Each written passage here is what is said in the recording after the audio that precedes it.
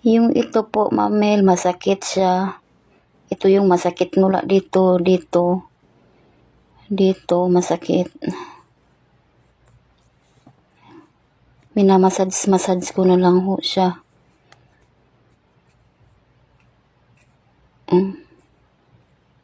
Dito po, masakit pag pinipress ko siya. Ang sarap masarap na masakit. Yung dito, sobrang sakit. Dito yung sobrang sakit.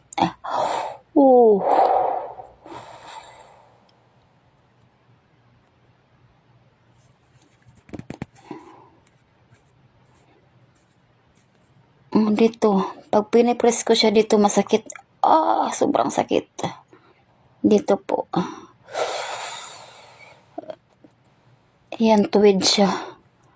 Minsan, hindi siya nabibend.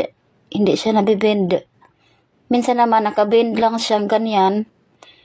Tas, inaanuhan ko na lang siya ng packing tape pa ganyan para naman natatayo siya.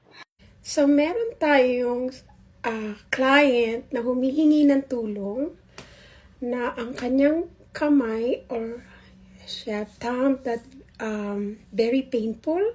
So, she's far from me. She worked in Saudi Arabia, but although that I can find out my observation, her thumb is so swelling and it's painful. Every time she pressing, especially the thinner eminence, this part is when she pressing is so painful. So anything that inflammation that you are feeling, we can't do anything about it. All you can do is just rest your thumb using by brace and also give some ice pack. I know it's look like a chronic stage, but because I can't touch your thumb to treat it, so only I can advise once it's no any pain at all, then you can try the assessment that I show it later.